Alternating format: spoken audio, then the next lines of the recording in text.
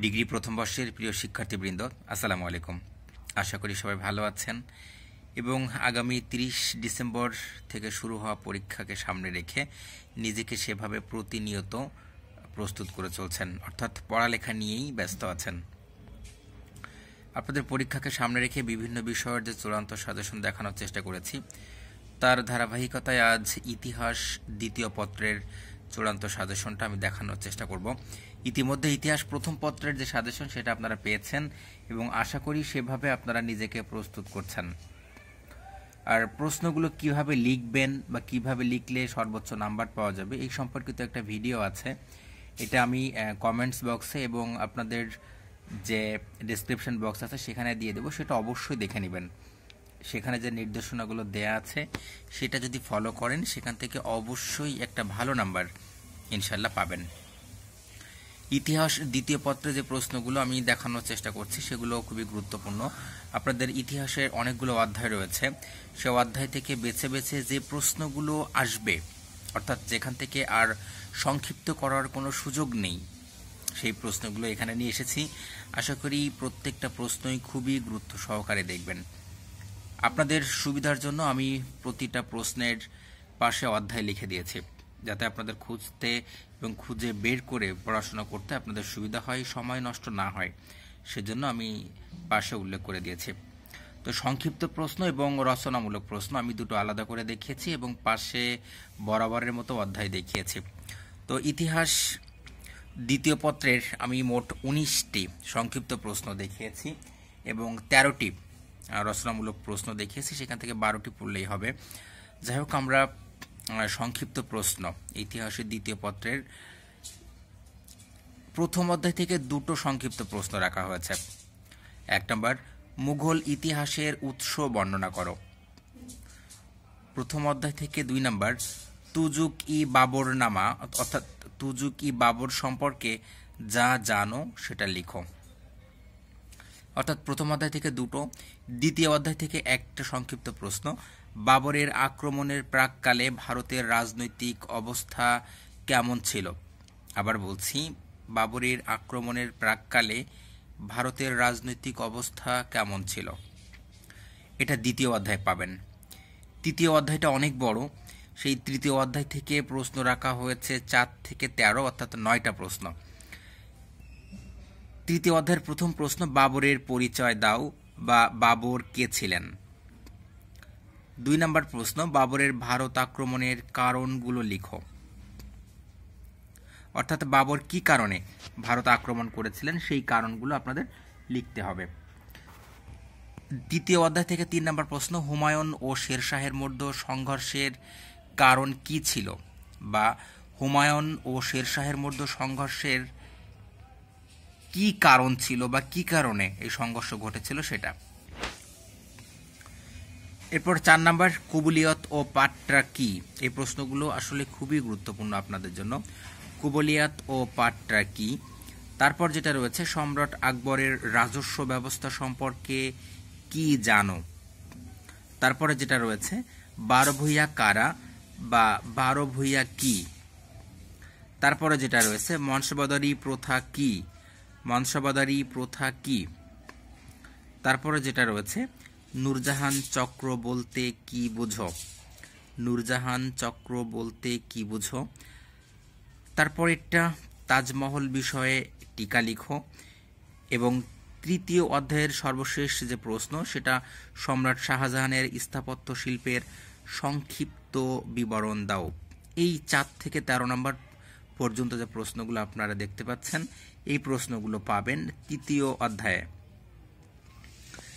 এরপর আপনাদের চতুর্থ, পঞ্চম, ষষ্ঠ, সপ্তম এখান থেকে সংক্ষিপ্ত প্রশ্ন না পড়লেও চলবে। এরপরে অষ্টম অধ্যায় থেকে দুটো সংক্ষিপ্ত প্রশ্ন রাখা হয়েছে। 1 নম্বর যে সংক্ষিপ্ত প্রশ্ন সেটা, পলাশির যুদ্ধে নবাবের পরাজয়ের কারণ কি। পলাশির যুদ্ধে নবাবের পরাজয়ের কারণ কি। 2 নম্বর অষ্টম অধ্যায় থেকে, দ্বৈত শাসন কি বা দ্বৈত শাসন কাকে বলে। এরপর তৃতীয় অধ্যায় থেকে আরও কিছু সংক্ষিপ্ত প্রশ্ন রাখা হয়েছে। মুঘল যুগে শিক্ষা সাহিত্যের পরিচয় দাও, অথবা মুঘল যুগের শিক্ষা সাহিত্য কেমন ছিল। এরপর যেটা রয়েছে আলীনগরের সন্ধির বর্ণনা দাও। আলীনগরে যে সন্ধি হয়েছিল সেই সন্ধির বর্ণনা দাও। তারপর যেটা রয়েছে অন্ধকূপ হত্যা কি, এবং সর্বশেষ যে প্রশ্ন সেটা সম্রাট জাহাঙ্গীরের উপর নূরজাহানের প্রভাব আলোচনা করো। এই 16 থেকে 19 এই প্রশ্নগুলো পাবেন তৃতীয় অধ্যায়ে। সংক্ষিপ্ত প্রশ্ন মোট 13টি, আমি আবার একবার দেখানোর চেষ্টা করছি। 1 নম্বর, মুঘল ইতিহাসের উৎস বর্ণনা করো। 2 নম্বর, তুজুক-ই-বাবর সম্পর্কে যা জানো লিখো। 3 নম্বর, বাবরের আক্রমণের প্রাক্কালে ভারতের রাজনৈতিক অবস্থা কেমন ছিল। 4 নম্বর, বাবরের পরিচয় দাও বা বাবর কে ছিলেন। 5 নম্বর সংক্ষিপ্ত প্রশ্ন, বাবরের ভারত আক্রমণের কারণগুলো লিখো। 6 নম্বর, হুমায়ুন ও শেরশাহের মধ্যে সংঘর্ষের কারণ কি ছিল। 7 নম্বর সংক্ষিপ্ত প্রশ্ন, কুবুলিয়াত ও পাট্রা কি। 8 নম্বর সংক্ষিপ্ত প্রশ্ন, সম্রাট আকবরের রাজস্ব ব্যবস্থা সম্পর্কে কি জানো। 9 নম্বর সংক্ষিপ্ত প্রশ্ন, 12 ভূঁইয়া কারা বা 12 ভূঁইয়া কি। 10 নম্বর সংক্ষিপ্ত প্রশ্ন, মনসবদারি প্রথা কি। 11 নম্বর সংক্ষিপ্ত প্রশ্ন, নূরজাহান চক্র বলতে কি বুঝো। নূরজাহান চক্র বলতে কি বুঝো। 12 নম্বর, তাজমহল বিষয়ে টিকা লিখো। এই প্রশ্নটি অত্যন্ত গুরুত্বপূর্ণ, বিগত সালগুলোতে এই প্রশ্নটি বারবার এসেছে। তাজমহল বিষয়ে টিকা লিখো। 13 নম্বর, সম্রাট শাহজাহানের স্থাপত্য শিল্পের সংক্ষিপ্ত বিবরণ দাও। অর্থাৎ সম্রাট শাহজাহান যে সমস্ত স্থাপত্য শিল্প প্রতিষ্ঠা করেছিল সেগুলোর বিবরণ দিতে হবে। 14 নম্বর, পলাশির যুদ্ধে নবাবের পরাজয়ের কারণ কি। অথবা এই কোশ্চেনটা এমনভাবে আসতে পারে, পলাশির যুদ্ধে নবাব সিরাজউদ্দৌলার পরাজয়ের কারণ কি। উত্তর কিন্তু একই হবে, কারণ পলাশির যুদ্ধ চলাকালীন সময়ে বাংলার নবাব ছিলেন সিরাজউদ্দৌলা। 15 নম্বর সংক্ষিপ্ত প্রশ্ন, দ্বৈত শাসন কি বা দ্বৈত শাসন কাকে বলে। 16 নম্বর সংক্ষিপ্ত প্রশ্ন, মুঘল যুগের শিক্ষা সাহিত্যের পরিচয় দাও। এমন থাকতে পারে, মুঘল যুগের শিক্ষা সাহিত্য কেমন ছিল। 17 নম্বর, আলীনগরের সন্ধির বর্ণনা দাও। অথবা আলীনগরের সন্ধি সম্পর্কে আলোচনা করো। উত্তর কিন্তু একই হবে। 18 নম্বর সংক্ষিপ্ত প্রশ্ন, অন্ধকূপ হত্যা কি। 19 নম্বর এবং সর্বশেষ যে সংক্ষিপ্ত প্রশ্ন সেটা সম্রাট জাহাঙ্গীরের উপর নূরজাহানের প্রভাব আলোচনা করো। সম্রাট জাহাঙ্গীরের উপর নূরজাহানের প্রভাব আলোচনা করো। এখানে যে সংক্ষিপ্ত প্রশ্নগুলো দেখানো হয়েছে মোট 19টি সংক্ষিপ্ত প্রশ্ন। এই সম্পর্কে খুব ভালোভাবে প্রস্তুতি নেবেন, তাহলে আশা করি কোনো প্রকার কোনো ঝামেলায় আপনাকে পড়তে হবে না। প্রিয় শিক্ষার্থীবৃন্দ, এত সময় সংক্ষিপ্ত প্রশ্ন দেখানোর চেষ্টা করেছি। এরপর যদি রচনামূলক প্রশ্নে আসি, সেই রচনামূলক প্রশ্ন আলোচনা করতে যে আমরা মোট 13টি রচনামূলক প্রশ্ন আমরা দেখব। তার ভিতরে একটি প্রশ্ন একটু দেখে গেলেই হবে, অথবা যদি না পড়তে চান তবু সমস্যা হবে না। 1 নম্বর যে রচনামূলক প্রশ্ন সেটা, ভারতে মুঘল সাম্রাজ্যের প্রতিষ্ঠাতা হিসেবে বাবরের কৃতিত্ব আলোচনা করো। আবার বলছি, ভারতে মুঘল সাম্রাজ্যের প্রতিষ্ঠাতা হিসেবে বাবরের কৃতিত্ব আলোচনা করো। 2 নম্বর রচনামূলক প্রশ্ন, হুমায়ুন ও শেরশাহের সংঘর্ষের বিবরণ দাও। এতে শেরশাহের সাফল্যের কারণ কি ছিল। হুমায়ুন ও শেরশাহের সংঘর্ষের বিবরণ দাও। এতে শেরশাহের সাফল্যের কারণ কি ছিল। অর্থাৎ কি কারণে শেরশাহ এটাতে সফলতা লাভ করেছিল বা যুদ্ধে জয়লাভ করেছিল, সেই কারণটা আপনাকে লিখতে হবে। 3 নম্বর রচনামূলক প্রশ্ন, সম্রাট আকবরের ধর্মনীতি সম্পর্কে বিস্তারিত আলোচনা করো। সম্রাট আকবরের ধর্মনীতি সম্পর্কে বিস্তারিত আলোচনা করো। 4 নম্বর রচনামূলক প্রশ্ন, সম্রাট আকবরের বাংলা বিজয়ের সংক্ষিপ্ত বিবরণ দাও। আবার বলছি, সম্রাট আকবরের বাংলা বিজয়ের সংক্ষিপ্ত বিবরণ দাও। 5 নম্বর রচনামূলক প্রশ্ন, সম্রাট জাহাঙ্গীরের রাজত্বকাল ও নূরজাহানের প্রভাব সম্পর্কে লিখো। এই প্রশ্নটি আপনাদের না পড়লেও চলবে, কোশ্চেনটা গতবার এসেছিল, তারপরেও একবার দেখে যেতে পারেন অথবা চাইলে অ্যাভয়েডও করতে পারেন। আমি এখানে ক্রস চিহ্ন দিয়ে রেখেছি আপনাদের বোঝার সুবিধার জন্য। 6 নম্বর যে রচনামূলক প্রশ্ন রয়েছে, এটা শিল্প স্থাপত্যের পৃষ্ঠপোষক হিসেবে শাহজাহানের কৃতিত্ব আলোচনা করো। শিল্প স্থাপত্যের পৃষ্ঠপোষক হিসেবে শাহজাহানের কৃতিত্ব আলোচনা করো। এরপর 7 নম্বর যে রচনামূলক প্রশ্ন, আওরঙ্গজেবের দাক্ষিণাত্য নীতি ও এর প্রভাব আলোচনা করো, অথবা আওরঙ্গজেবের কৃতিত্ব আলোচনা করো। উত্তর কিন্তু একই হবে।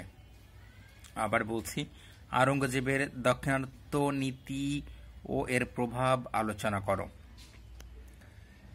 এই 1 থেকে 7 নম্বর যে রচনামূলক প্রশ্ন আপনি দেখতে পাচ্ছেন, এই সবগুলোর উত্তর পাবেন তৃতীয় অধ্যায়ে। প্রথম এবং দ্বিতীয় অধ্যায় থেকে আপনাদের কোনো রচনামূলক প্রশ্ন পড়তে হবে না। 1 থেকে 7 আপনার দেখানোর চেষ্টা করছি। 1 থেকে 7 নম্বর পর্যন্ত যে রচনামূলক প্রশ্ন রয়েছে এটা পাবেন তৃতীয় অধ্যায়ে। এরপর চতুর্থ অধ্যায়ে চলে যায়। চতুর্থ অধ্যায় থেকে একটি মাত্র রচনামূলক প্রশ্ন পড়লে পাবেন, সেটা হচ্ছে মুঘল আমলের কেন্দ্রীয় প্রশাসন ব্যবস্থা সম্পর্কে আলোচনা করো। মুঘল আমলের কেন্দ্রীয় প্রশাসন ব্যবস্থা সম্পর্কে বিস্তারিত আলোচনা করো। এটা পাবেন চতুর্থ অধ্যায়ে। পঞ্চম অধ্যায় থেকে একটা প্রশ্ন, মুঘল সাম্রাজ্যের পতনের কারণগুলো আলোচনা করো। এই কোশ্চেনটা এমনভাবে আসতে পারে, কি কারণে মুঘল সাম্রাজ্যের পতন ঘটেছিল বা মুঘল সাম্রাজ্যের ভাঙন ঘটেছিল, উত্তর কিন্তু একই হবে। মুঘল সাম্রাজ্যের পতনের কারণগুলো আলোচনা করো। 10 নম্বর যে রচনামূলক প্রশ্ন, ইংরেজ ইস্ট ইন্ডিয়া কোম্পানির বাংলাতে প্রভাব বিস্তার সম্পর্কে লিখো। ইংরেজ ইস্ট ইন্ডিয়া কোম্পানির বাংলাতে প্রভাব বিস্তার সম্পর্কে লিখো।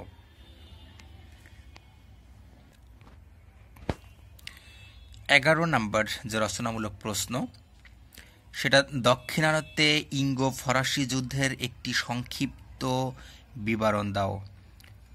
দক্ষিণারতে ইঙ্গো ফরাসি যুদ্ধের একটি সংক্ষিপ্ত বিবরণ দাও। সরি, আমি একটু ভুল উচ্চারণ করে ফেলেছি। দক্ষিণারতে ইঙ্গো ফরাসি দ্বন্দ্বের, এটা যুদ্ধ হবে না, এটা দ্বন্দ্বের একটি সংক্ষিপ্ত বিবরণ দাও। 12 নম্বর রচনামূলক প্রশ্ন, বাংলায় ইস্ট ইন্ডিয়া কোম্পানির ক্ষমতা গ্রহণের পটভূমি আলোচনা করো। বাংলায় ইস্ট ইন্ডিয়া কোম্পানির ক্ষমতা গ্রহণের পটভূমি আলোচনা করো।